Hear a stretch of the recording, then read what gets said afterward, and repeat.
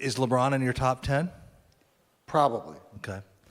I really like LeBron, but I think that if Jordan had cherry-picked what teams he wanted to be on that had two other superstars, he would have won 15 championships. Ooh. Okay. Well, that'll be quote of the day tomorrow. Hello and welcome to this week's episode of SBJ's On Stage. I'm your host, Taylor Bloom. Today's episode features a legend in the business of sports, David Falk, the longtime agent to Michael Jordan and a pioneer in athlete marketing. This conversation was recorded on May 20th, 2025 at SBJ's Force event in New York City, where Falk joined SBJ publisher and executive editor Abe Madkour for a candid and illuminating discussion. From the origin of the Air Jordan brand to the evolution of athlete representation, Falk shares what it was like to help shape sports culture as we know it and where he thinks it's going next. Whether you're building a brand or trying to understand the blueprint behind one, this episode delivers hard-earned insights from one of the true originals. Let's go on stage. Could you be an agent? Would you want to be an agent today? Absolutely not. So at the famous school of sports called the David B. Falk College of Sport, every year, incoming freshmen, we have an advisory board meeting, and I ask the students, what do you plan to do 4 years from now? And 90% of them want to be agents. So I asked them, would you buy a cell phone that had a strap-on battery pack over your shoulder, like they had 30 years ago?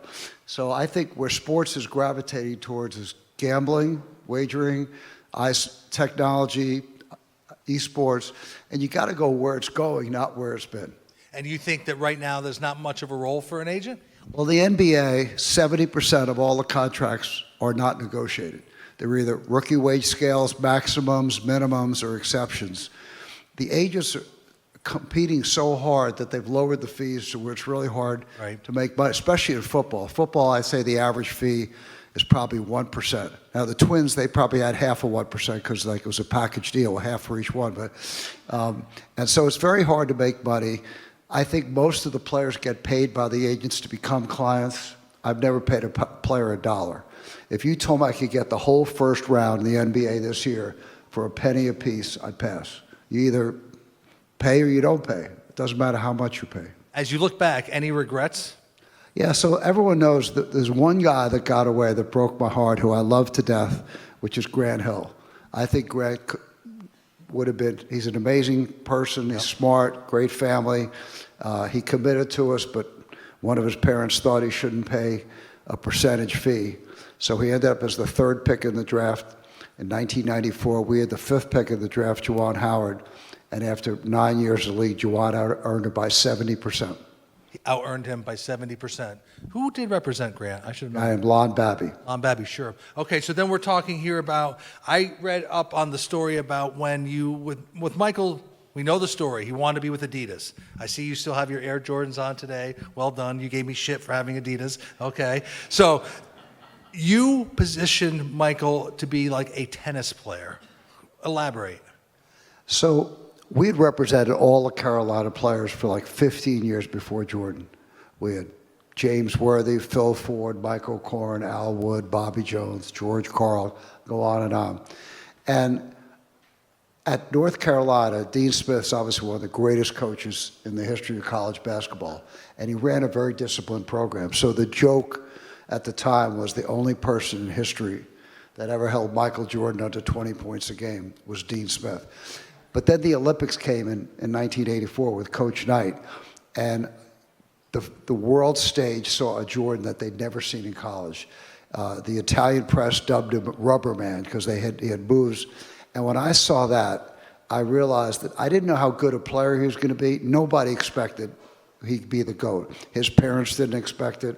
Dean Smith didn't expect it. But I knew it was going to be exciting. And so I had a very, very close relationship with the head of marketing. Anyone here see the movie Air? Okay, on a scale from 0 to 100, how accurate was it? Anybody? The answer is 0. So I've never discussed a shoe deal in my life with Sonny Vaccaro. So the whole movie was a complete farce. And the mom did not come up with the idea for the royalties. But the guy who Justin Bateman played, Rob Strasser, who was as large as 2 Justin Batemans front to back. They could have played. He looked like John Madden. I told him, if you want to sign Jordan, you have to treat him like a tennis player. He said, what does that mean? I said, it means you got to give him his own shoe, royalties, own line of clothing. And so one day, after the Olympics, he comes to Washington, and he said, we might be willing to give him his own deal. What would you want to call it? And I looked at him like he was a moron. I said, what do you want to call it? It's called a signature shoe. We're going to call it Michael Jordan.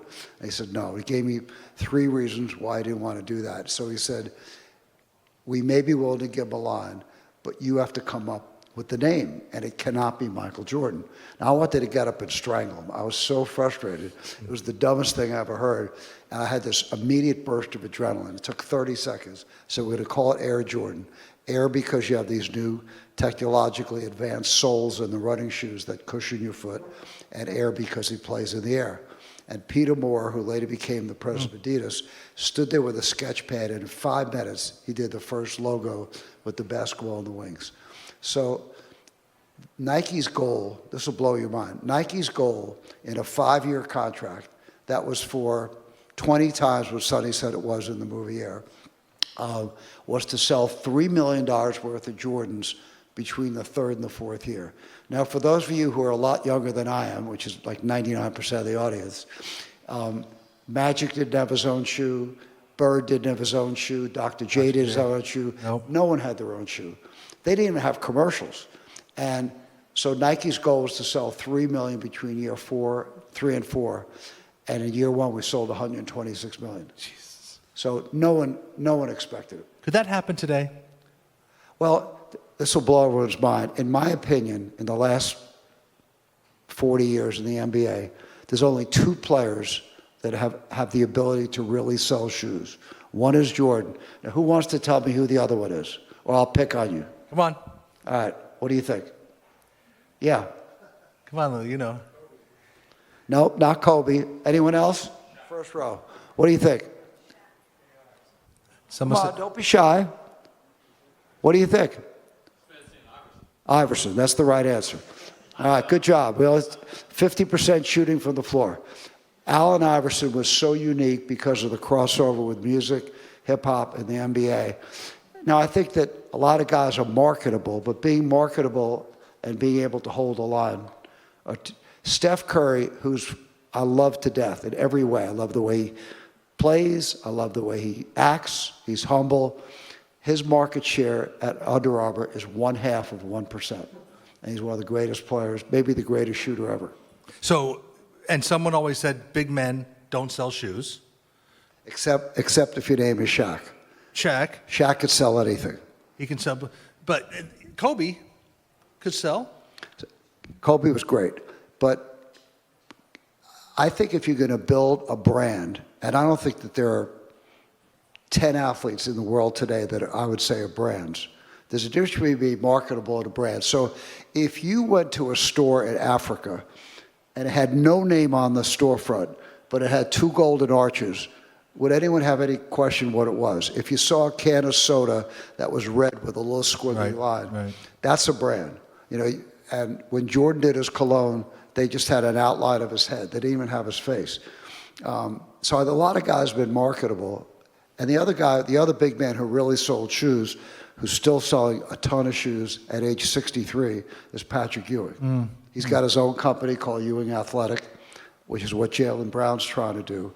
But it's changed. And I think for the people in the audience, the most important thing is to adapt to change. Coach K, who's one of my mentors, used to always tell me, you have to adapt. And I said, Mike, I could adapt, but I'm never going to pay a player $1. And if that means I'm out of the business, I'd rather be a dinosaur. How did you adapt during your career? So I think if I had to point to one thing that I think made me successful in my business is that I never cared what people did in the past. You know, I try to have a feel for where the market was going. So in 1995, I negotiated the first ever contract in team sports history for $100 million for Alonzo Mourning.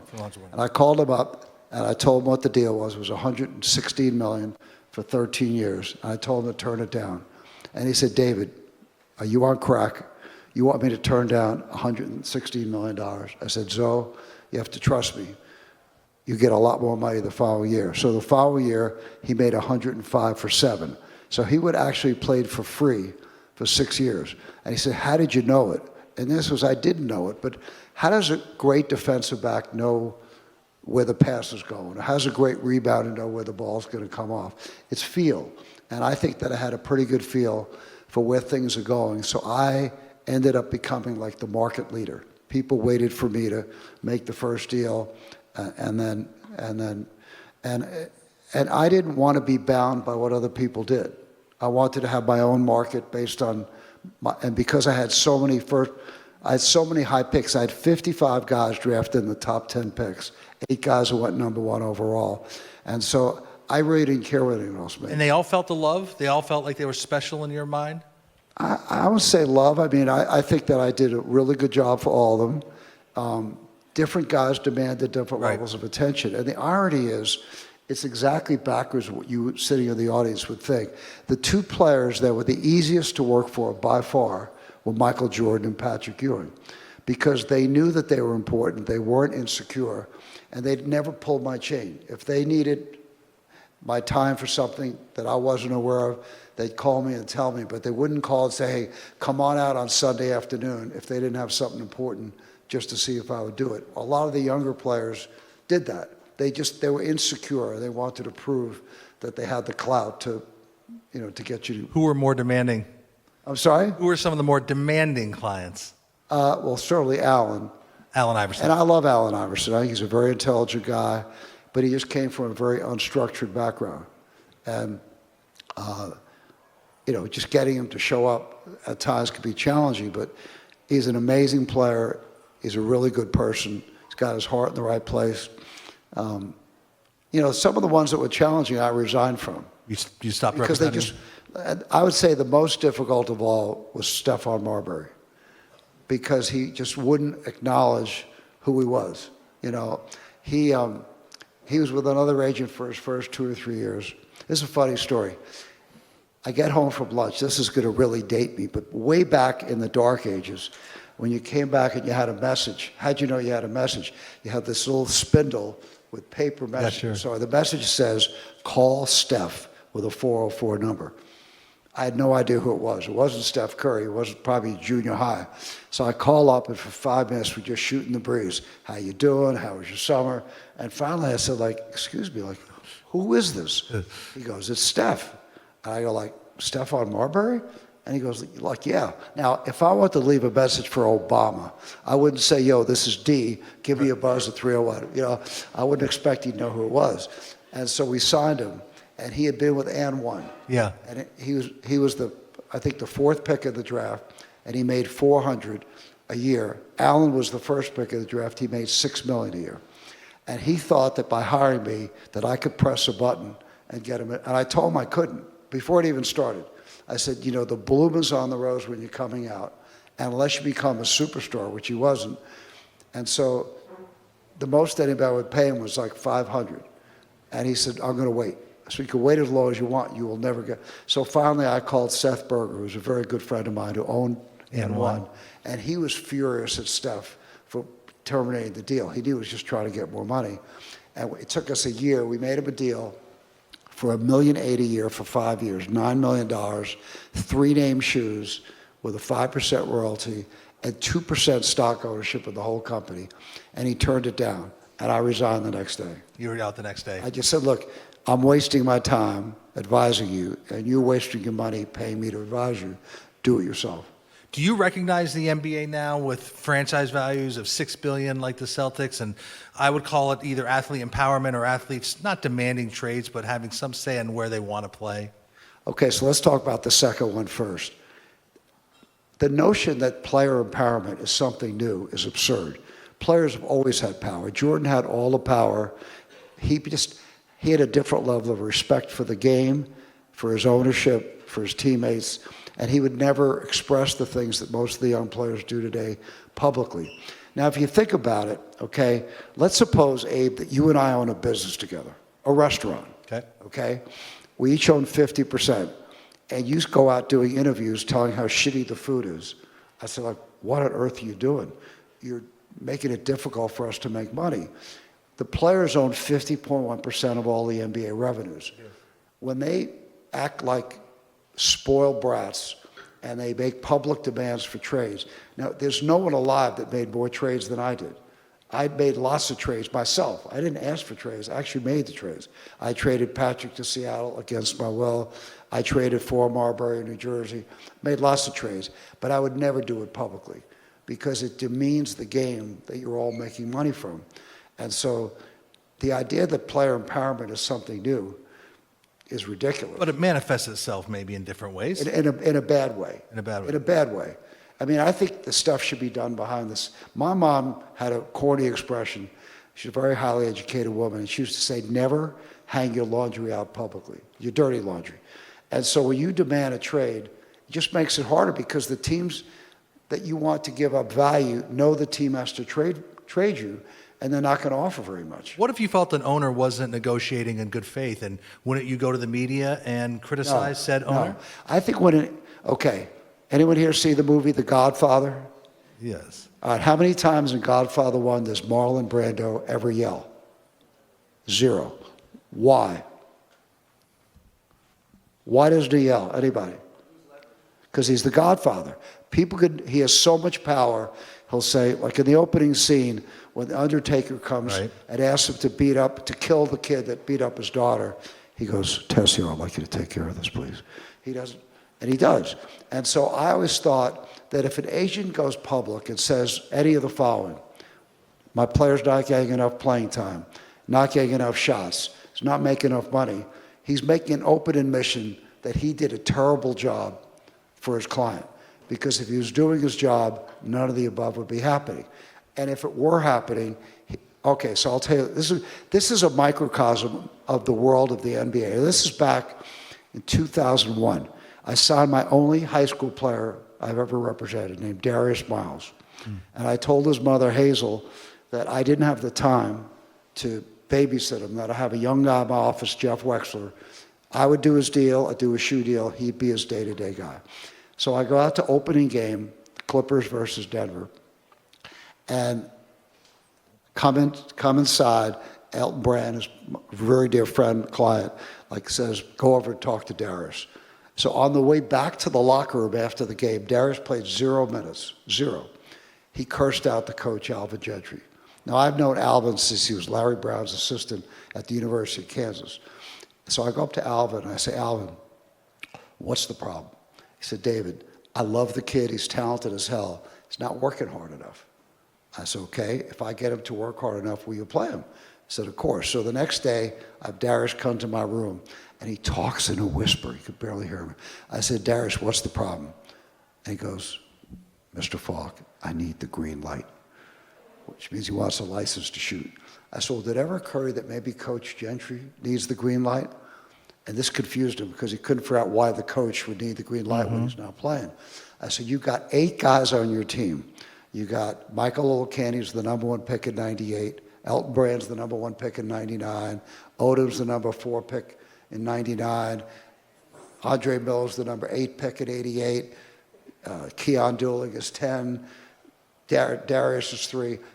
That's like 8 guys. You can only start 5. So you guys should get in a room in a hotel and decide which 3 guys are willing to come off the bench without bitching. I said to him, son, let me ask you a question. Do you want to play or do you want to be on the bench? He said, of course I want to play. I said, I don't think you want to play. He said, why do you think that? It's because you're not working hard enough. If you want to play, you've got to show the coach that you want to play. And I promise you, if you do that, you will play. So I stayed for the next game, which was Houston, on a Friday.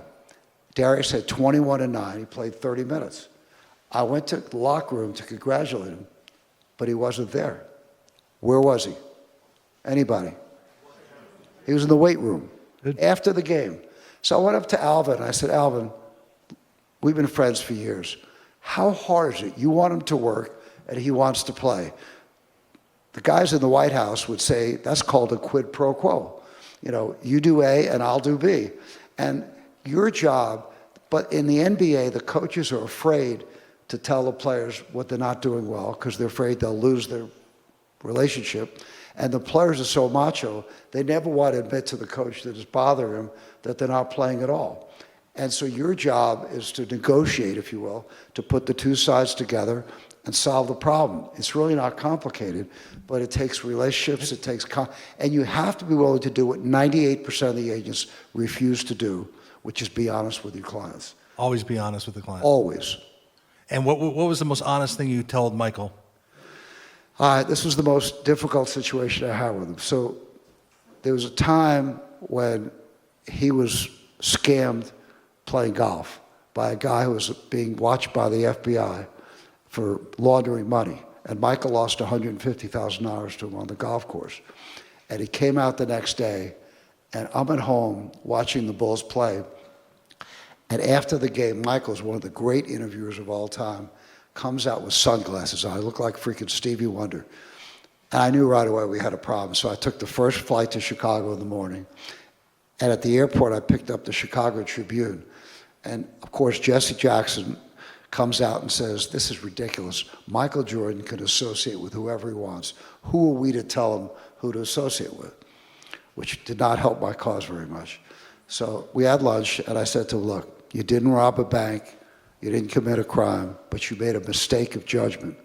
And if you want to be a role model to kids, you need to apologize. And he went ballistic. He said, I knew you'd say that. All you care about is the endorsements. I said, Michael, I don't give a shit about the endorsements. Let's cancel them all tomorrow, and you could hang out with whoever you want. But if you want to be on TV and tell young kids to be like Mike, then you got to be a little more judicious in who you hang out with. And he was steaming. And it was the only time ever in 20 years I thought he was going to fire me. I was convinced he was going to fire me. So that night after the game, comes into the press room without the sunglasses. He apologizes to his parents. He apologized to the owner. He apologized to his teammates. And it was over. Now, if you think that I wanted to have a confrontation with Michael Jordan, hell no. But if you want to have a relationship with someone like that, or Mike Krzyzewski, or John Thompson, the people at that level, they have to know at all times when they ask you for your advice that you're never going to flinch, you're not going to BS them, you're going to tell them exactly what you think. Now, they may not follow your advice. That's not your job. That's up to them. Your job is to give them your best advice. I'll tell you a way better example. In 1984, Patrick Ewing was a junior in college. And one day, Coach Thompson, who's the most important man in my life, called me up just casually and said, what do you think about Ewing coming out as a junior? I said, I think it's a terrible idea. He goes, why? I said, well, I don't really know Patrick, but I read in the Washington Post that he promised his mother, Dorothy, that he would get his degree, and she died in the middle of his junior year. And he said, really? Like, that's the best you got? That's why you wanted to go back to school? And I thought it was just a casual conversation. So I said, well, he's not going to go number one. Houston has the number one pick, and they're going to take Olajuwon from the University of Houston. Why do you want Patrick to come out and be number two? He said, why? Because he's going to make $1 million a year. I said, well, what about education? Like, you're supposed to stand for education. I said, David, for $1 million a year, he got as much education as he wants. So we got into this really intense discussion. And the more I tried to persuade him that I thought it was a bad idea, he is cursing me out like a truck driver. And John is a very smart man. And after like an hour of this, I'm human. I love the man. I had taken all I could take. And I finally said, look, John, I'm going to tell you three things, okay? One, you could cover the risk of injury with a disability policy. Two, he's not going to get amnesia and forget how to play basketball at 20 years old. And three, the money will never, ever go down for a franchise center. Now, do whatever the hell you want to do, but please stop cursing me out. So Patrick goes back to school, comes out as a senior. The NBA puts in the draft lottery. The highest paid player in the history of the league at that point was Kareem Abdul-Jabbar, who made $2 million a year. And the highest paid rookie was Olajuwon, who made $1.2 million a year. We signed Patrick for 10 years for $3.2 million a year when Magic was making $1 million. And we had created the first out in the history of sports. We could get out of the contract for any reason after 6 years. So we signed the contract on September 20th, 1985. And I've never seen a check this big. He had a $5 million signing bonus. The Knicks give him a check on Madison Square Garden letterhead for $5 million. So he grabs the check, and I said, give me that damn check. And I turn it over. I said, for deposit only. Made him sign it, and I take the train back to D.C., and on the way home, I find what's called a photo engraver. And I gave him the check, and he made 3 bronze copies of the check, exact duplicates, and he mounted them on a little piece of walnut. I gave one to Pat, I kept one for myself, and I gave one to Coach Thompson. And I wrote him a little note. Dear John, I told you so. Love and kisses, David. He put the check up, but not the note. He didn't put the note up? I'm sure he kept that handy. Will MJ be good on NBC, on NBA on NBC? So I have no idea. I didn't ask about it. John Miller, who's the head of NBC Peacock, is a dear friend of both of ours. He's a member of Michael's golf club, DC guy, and he has Michael at all the Ryder Cups. I think Michael's sort of doing him a favor, and I'll be surprised if he's on 3 times. Oh, really? Okay. It's just personal. I haven't asked him yet. I'm going to ask him. Michael also said about you, David will fight to the death for his clients, not a yeller, but he's blunt. Sounds like everything you've said today. Yeah, I think your job, unlike Congress in the United States, your job is to make a deal. Now, when I teach negotiations, I can come up in 5 minutes with 100 reasons not to make any deal. It's too long, it's too short, not enough money, not enough guarantees, not enough incentives, don't like the weather, don't like the team. Your job is to take all the objections and find a way to get to yes. Now, if I were the czar of the United States, I'd pass a rule tomorrow. If you're in Congress and you can't produce a balanced budget, the entire Congress gets fired, and whoever you lost to the election gets put in. And so, as I started in this business when I was 23 years old, and I was still in law school. Right. And I say the first 5 years, I was like an apprentice. I watched, I listened, and I was very, very strong-minded, probably burned a lot of bridges that I didn't have to burn. And when I hit 40 years old, I sort of had an epiphany. And I looked around me and I said, who do you know in your circle that you admire the most, not for being successful, because you could be a jerk being successful, but for who manages the success the best? And the person I came up with was Coach K. Because if you asked him, are you a great coach? He would say yes. Dean Smith would say, no, it was the players. He's a very modest guy. He is. Was. But he's not braggadocious. He doesn't brag. And so I called up a lot of people who I know that I'd probably overkilled in our relationship. The very first one was Dave Checketts. I really like Dave Checketts, and I told him that I know that in our dealings that I might have been a little too impatient, abrupt, whatever, and we became really good friends. You don't have to be disagreeable to disagree. And I think the more power you have and the more confidence you have, you just do your job and you'll get it done. And so as I got older, I was very confident that I would make any deal. There wasn't a deal I couldn't make if I was creative and I was respectful. And most of all, and this will surprise you, so when I teach negotiations, there are many different styles. I would say generally in football, if you want a player's worth $1 million, the agent would ask for $2 million, team would offer $200, and then they come down to 1.8, the guy come up to 300. I don't negotiate that way. If I think a guy's worth $1 million, I ask for $1 million. And as a lawyer, I try to give the owner 20 reasons why he's worth $1 million or more.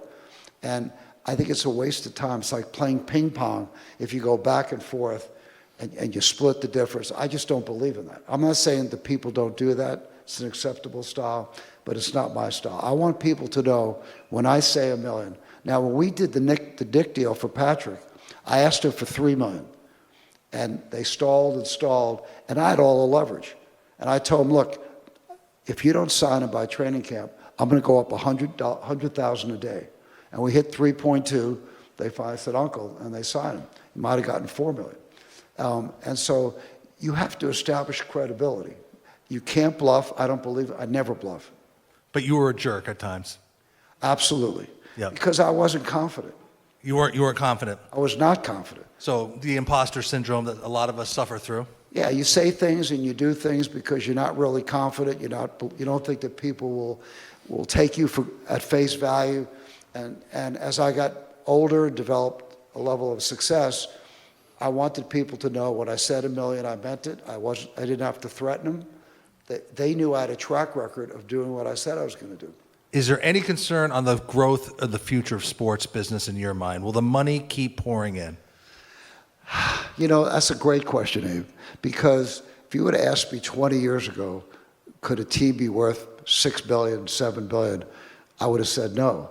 And I thought at times, well, it all comes from television. And so the biggest concern, and I'm not an expert in media, is when you see ESPN doing what they're doing right now, and they're bundling different packages because they're losing 1 million customers a year, you wonder, is there a ceiling in the television business? Now, most experts would tell you no, because you can watch everything on demand except live sports. You're not going to watch the Super Bowl 3 days later without having 17 of your friends say, God, do you believe that last play when he missed the putt or he missed the touchdown? And so live sports is very singular in its appeal, on television. And as long as that continues, I think that it will continue to go up. The other thing I'd say is that in franchise values, it's like beach properties. Only 30 teams in the NBA. There's only 32 teams, in the NFL and baseball. And you look at Boston, they sold for 7.2. It's a two-stage sale. 7.2. I have a really good friend who owns a very small piece of the Celtics. He put in $10 million, and he made 32x on his investment. 32. Not bad. Nice. I wish I'd put Ownership was never in the cards for you? I'm sorry? Did you ever want to be an owner? There was a time I did. I actually was offered to be an owner in a couple of situations, but I think there's nothing worse than being a minority owner. I'll give you a great example. I had a terrible relationship with the former owner of the Washington Bullets Wizards, Abe Poland. When Ted Leonsis, who I love, came in, he bought 44% of the team. And we brought Michael to Washington, not for Abe. I hated Abe, for Ted. And an opening game, Abe would not let Ted sit in the owner's box to watch Michael Jordan. So the team went from losing $70 million a year to making $30 million a year overnight. They made $100 million extra because Ted Leonsis had the gravitas and the personality and the foresight to bring Michael to Washington. And Abe didn't So for me, the worst thing, because I'm so opinionated, would be to be an owner and not be able to Have any say? have a meaningful say. Right. It would drive me crazy. Nothing more limited than a limited owner, right? Exactly. Now, someone George just Steinbrenner. Exactly. Yeah. You're not a fan of Mr. Poland, who I should say, Mr. Poland was the first team owner I ever worked for during those days, and that organization. He screwed more people that are friends of mine. I was going to go some quick hitters. I think I know one answer. Least favorite owner. Abe Poland. Favorite owner. Really hard to say. I love Jerry Reinsdorf, Michael's owner. I loved Al Davis of the Raiders. We had a great relationship. Loved Jerry Buss of the Lakers. We knew Jerry before he bought the Lakers from Team Tennis. Brilliant guy, great tone on the team, understood the entertainment part before anyone else did. What quality did you look for in a successful owner? How did you know you could work with them? It was actually pretty easy to work with most of the owners.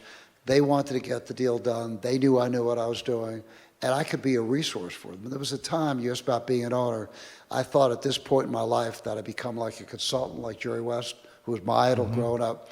And the character of the players is different. They're spoiled, there's so much money. They come from AAU where they all want to be the alpha dogs. And when you're on a team, it can only be one alpha. Someone's got to be a beta or a gamma. And I think the underbelly of basketball AAU, while it has some good aspects to it, keeps kids off the street in the summer, I think is destroying. I'll give you a great example.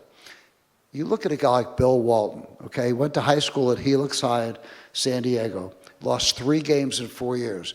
Goes to UCLA, won 88 games in a row. They lost to Notre Dame, and they had a huge slump his senior year. They lost 3 games. So in 8 years, the guy lost 7 games. To Walton, Michael Jordan, Magic Johnson, Olajuwon, Bird, those kinds of players, losing was like death.